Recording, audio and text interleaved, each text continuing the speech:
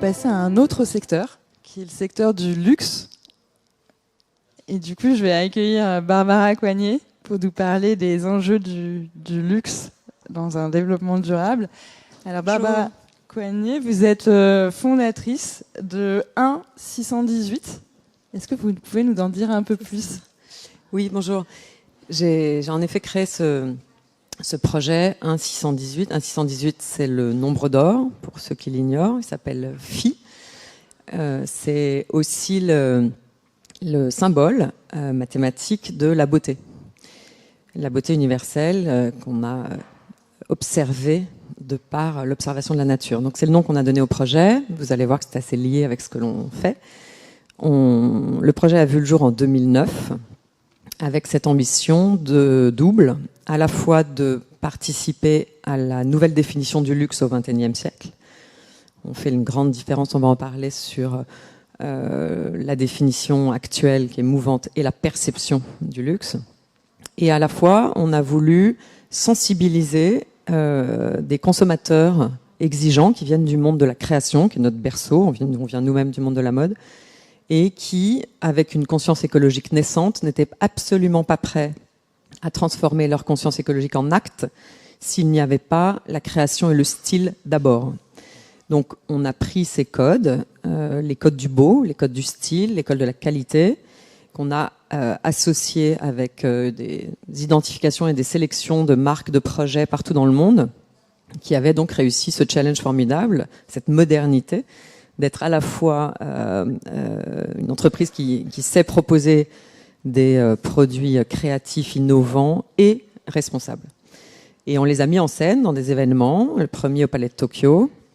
Aujourd'hui, on est au Carreau du Temple, chaque 2 ans, au mois de juin, pendant la Semaine européenne du développement durable, avec notre amie Laurane qui vient de parler, partenaire sur la partie art contemporain, puisque notre sujet, c'est de sensibiliser par le beau, par la création. Donc on fait, Laurane fait pour nous, chaque événement, des expositions pour aider à cette prise de conscience.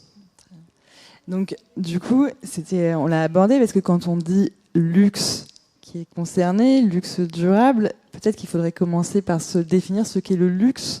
Parce que c'est vrai qu'on n'est pas forcément tous experts et que quand on dit luxe, on a un imaginaire qui se déploie, qui n'est peut-être pas la réalité en fait. Alors il n'y a pas de réalité aujourd'hui. Hein. En réalité, il n'y a pas de réalité. C'est une définition qui est en train de se transformer. Et cette nouvelle définition, elle est différente en fonction des zones géographiques, en fonction des âges, en fonction des cultures. En revanche, il est très clair que le luxe, pour vous, ici, a une définition peut-être particulière individuellement que celle que nous avons nous, parce qu'on travaille sur ces sujets, sur la définition, sur la sensibilisation et sur ce que le luxe s'apprête à devenir. Alors, notre définition, je peux la donner, la vôtre pas, mais notre définition, elle est très proche finalement de la définition réelle du luxe au XIXe siècle, qui porte des valeurs plutôt que des marques, un prix très élevé et du marketing. Donc on parle de qualité, on parle de transmission, on parle de respect des richesses naturelles, on parle d'innovation, on parle de rareté. Tous ces éléments qui, à mon avis, vous semblent logiques, qui sont devenus totalement différents quand le luxe est devenu une industrie. Et de notre génération, je crois qu'on peut dire, notre génération, on a plutôt vécu ces 40 dernières années une industrie du luxe qu'on nous a fait assimiler à la définition du luxe. Donc on fait vraiment ce distinguo. L'industrie du luxe, en effet, sont des grandes marques internationales qui ont des magasins partout sur la planète, qui font des très belles communications, des très beaux événements, et qui ont quand même réussi à nous faire accepter ces dernières années que si on achetait un sac d'une très grande marque, on était belle, riche et potentiellement célèbre.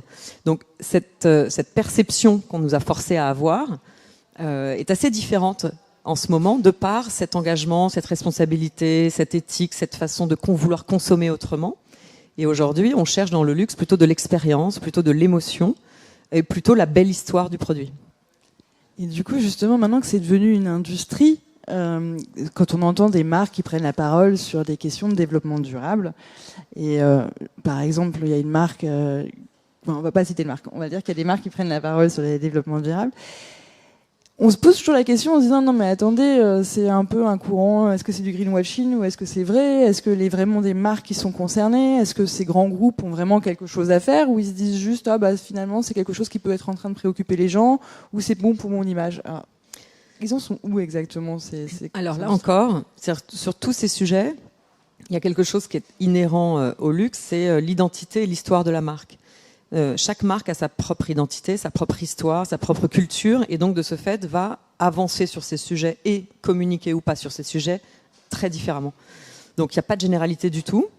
En revanche, si on essaye d'en faire une, on peut considérer que l'industrie du luxe, malgré ce que l'on peut imaginer, s'intéresse à ces sujets depuis très très longtemps, à minima 20 ans dans le groupe LVMH. Il y a un service environnement, puis maintenant développement durable dans quasiment toutes les boîtes, les marques du groupe, mais en tous les cas, le groupe a créé son service environnement il y a 20 ans. Chez Kering, il y a une accélération, vous l'avez sans doute vu ces 4 dernières années, qui est exceptionnelle. Donc, chacun, au niveau du groupe, ou parfois au niveau des maisons, parfois, avance sur tout un tas d'éléments. La problématique pour eux, elle est très différente comparée à d'autres industries ou d'autres marques. C'est qu'en fait, culturellement, le luxe a travaillé, communiqué ces 40, disons, dernières années sur plein d'éléments, dont 2 majeurs. Le mystère. Tout est basé sur le mystère. Ça crée le désir. Aujourd'hui, on parle de transparence. Et a travaillé aussi sur cette question fondamentale de l'excellence.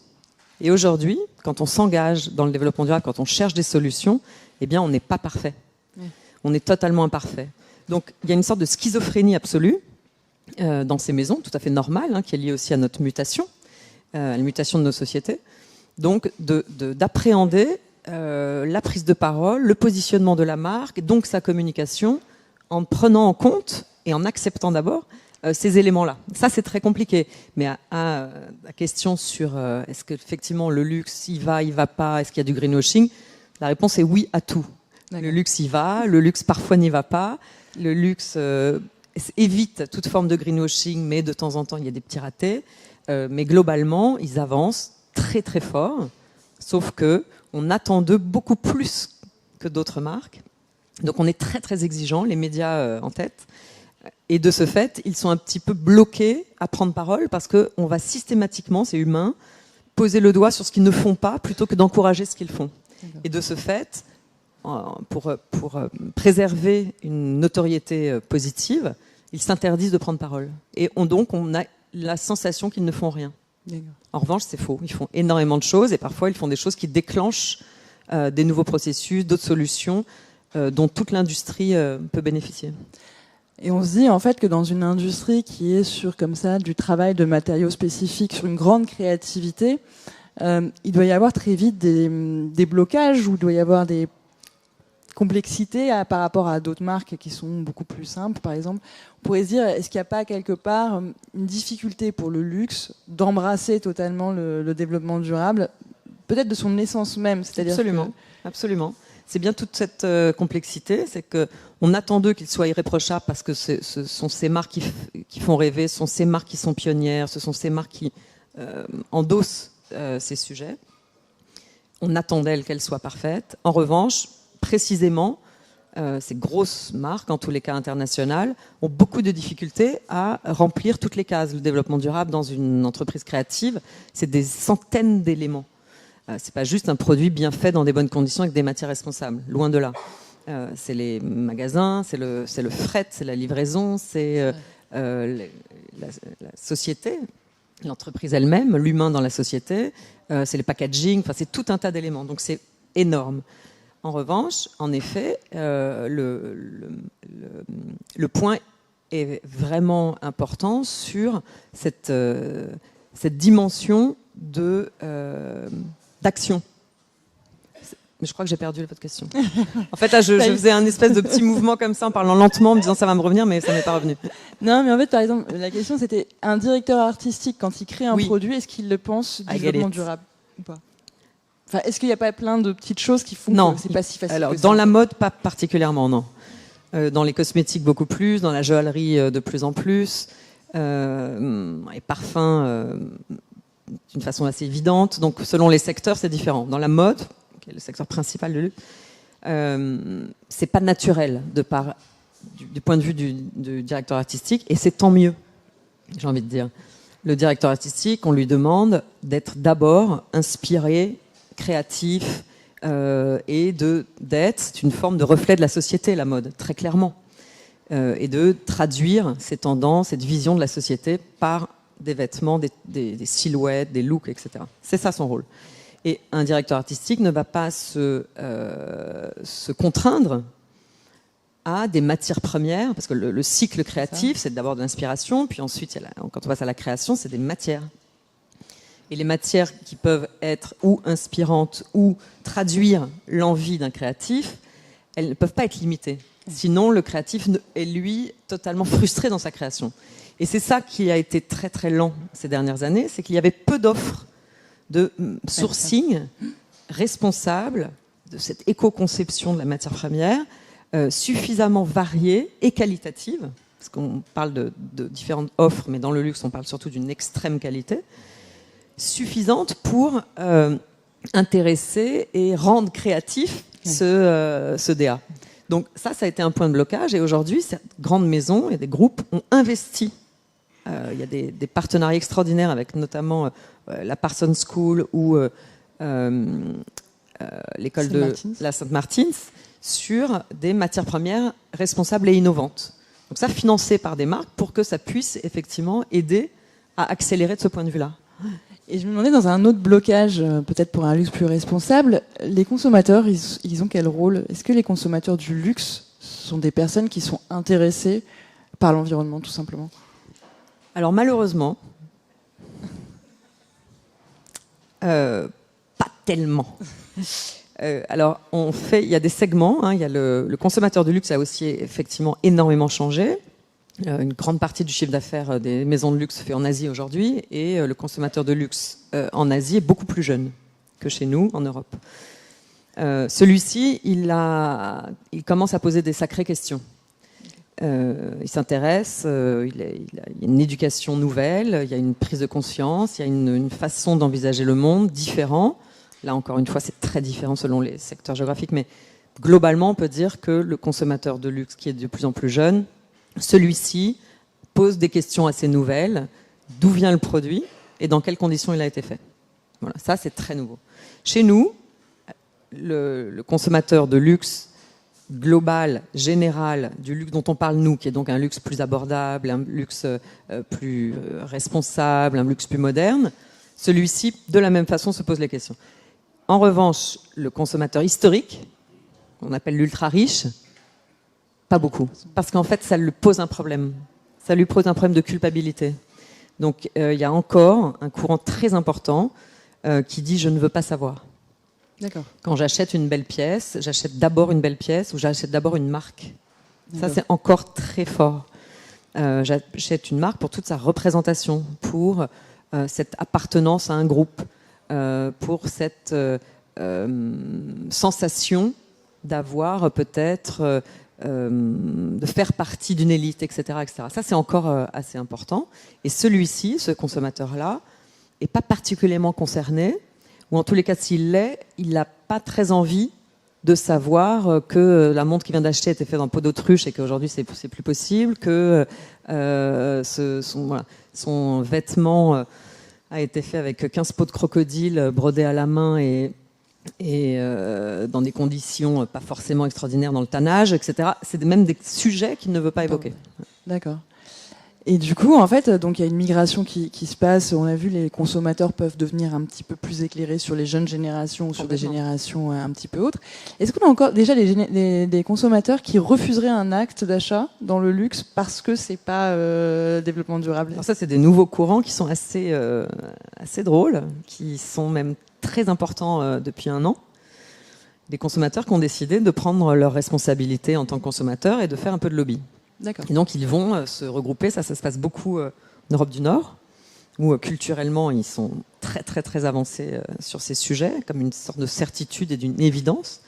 Et donc, ils se mettent en groupe. Il y a beaucoup de mouvements qui décident de dire « ça, c'est fini. Ça nous a fait rêver. C'est très beau. Peut-être que c'est joli en termes de style, mais on a découvert que c'est fait dans telle et telle condition. On nous a pas rendu de compte. » En fait, il y a ce grand moment où le consommateur veut qu'on lui rende des comptes. C'est qu'on n'est plus un porte-monnaie. On sait que notre rôle auprès d'une entreprise, elle est cruciale. Donc si on a des convictions, le bras armé de notre conviction, c'est quand on ouvre notre porte-monnaie. Oui. Et ça, c'est quelque chose qui est ça va à une vitesse énorme. Et donc oui, il y a beaucoup de consommateurs qui ont décidé d'arrêter de consommer telle ou telle marque ou tel produit parce qu'ils ont découvert que c'était fait dans des conditions qui leur conviennent pas. D'autant plus qu'aujourd'hui, on peut demander facilement des preuves aux marques de leur engagement. J'imagine que du coup, il y a vraiment cette notion de... Oui, c'est-à-dire, oui, on peut. C'est difficile la conversation très très fluide et très réelle avec des grandes entreprises. Elle n'est pas si simple, étonnamment. Même s'ils sont partout sur les réseaux sociaux, c'est pas si simple d'entrer en contact sur ces sujets et de demander des comptes. Donc c'est quand même très bordé. Mais en effet, il y a cet instinct qui est assez nouveau. Il y a 10 ans, on ne se permettait pas en tant que consommateur de dire dis-moi X, est-ce que tu peux me dire comment est fait mon sac à main et est-ce qu'il a fait 3 fois le tour de la planète avant d'être arrivé dans la boutique dans laquelle je vais l'acheter. C'est des questions qui venaient pas à l'esprit, et de passer à l'acte de poser la question, encore moins. C'est ça qui est très nouveau. En revanche, ce qu'on appelle la conversation avec les grandes marques, elle n'est pas encore très très fluide sur ces sujets. D'accord. Et vous alors, en tant qu'observateur des mouvements du luxe et du luxe responsable, est-ce qu'aujourd'hui on pourrait dire que les nouveaux entrants sont responsables par nature ? Est-ce qu'il y a cette volonté chez les nouveaux entrants du luxe de d'abord prendre en considération le développement durable et les questions comme ça ? Totalement, c'est à 100%.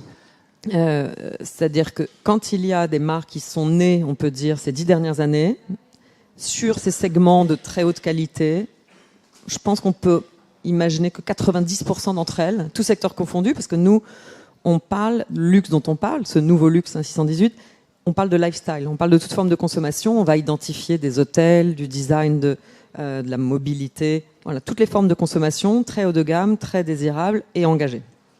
Donc dans les entreprises que l'on va identifier, en effet, il y a vraiment cette absolue nouveauté que des marques nouvelles qui travaillent sur et avec les codes du luxe sont principalement toutes des marques engagées.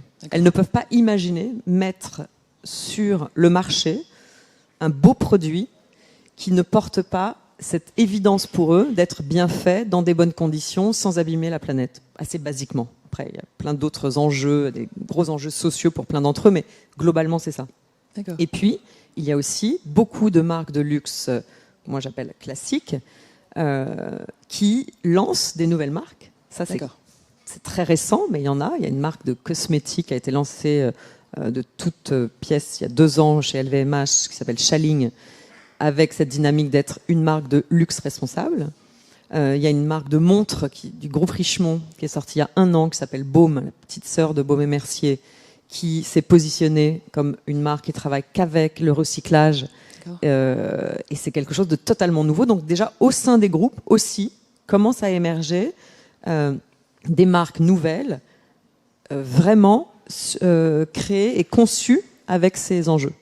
Super. Et alors, du coup, si on veut découvrir ces nouvelles marques, c'est quoi le prochain rendez-vous Alors, on a 2 rendez-vous. On vient, c'est un petit scoop que je te donne. On a signé hier un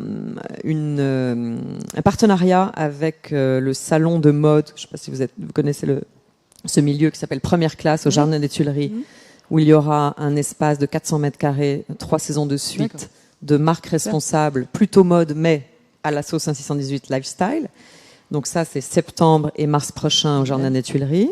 Et puis, notre rendez-vous, 618, avec sélection d'entreprises, conférences, exposition d'art contemporain et espace innovation, en juin 2020.